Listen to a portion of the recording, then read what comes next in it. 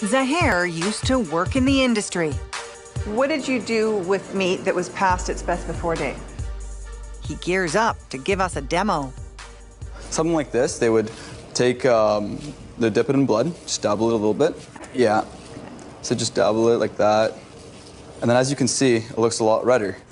That's what you would do? You would take the brown meat and turn it red? Yeah, so we would turn it red.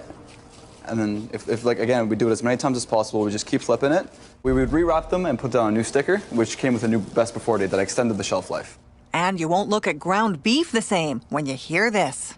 If it's really bad, if it's like this, we would dabble in a little bit of blood, throw it into the meat mincer with some redder meats, and then all together, it would make it look red. And then we put it back up on the shelf. And people would buy this? Yeah, all the time. Sounds misleading, but food safety expert Keith Warner helps us recreate what we've heard is going on with meat. We mix meat that's 4 days past its best before date with new. How's it smell? I'll let you do the honors. Not too good, not too good. Turn it on. So how's this new blend look? Looks totally fresh, it's well disguised. Yeah, that looks good. But could it be bad for you? We send it off for testing. I'm curious how it tested. So what we found was the meat was actually loaded with bacteria after only 1 day. It was loaded with these type of bacteria called Enterobacteriaceae.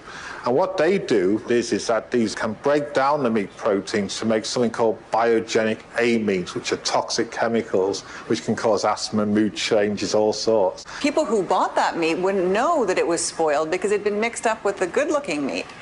Exactly, it was deception at its worst, isn't it? Totally unethical. And in this case, I think it goes beyond ethics, doesn't it? It goes to safety and things like that. Zahair has experience working in the grocery biz. Like others we hear from, he says mixing old meat with new happened all the time. Who told you to do this? So the butcher and my supervisor, or a lot of times he'd bring it in for me. He'd bring in like a stack of like meats that were brown, slam them on the table and be like, Zahair, unwrap these and relabel them and stack them back up on the shelves. So what advice does he wish he could have given his customers? Don't buy from the front of the shelves. Reach on behind, grab the stuff in the back. That stuff is usually a little newer. There's a secret reason some stores are adding sauces and spices to meats. We've got some marinated drumsticks here. Why is stuff marinated? Things get marinated if it's going off or it is off.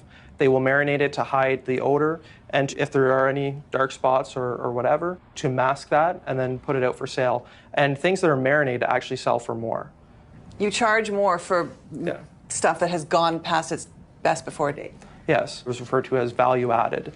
So because you're adding something to it, it increases the price. So in our store, things like steaks, strip loin steaks, they were going off, they were expired essentially, would be coated in some sort of barbecue marinade or cracked pepper, something with a really strong odor to hide the rotten smell. What was the reason given for doing this?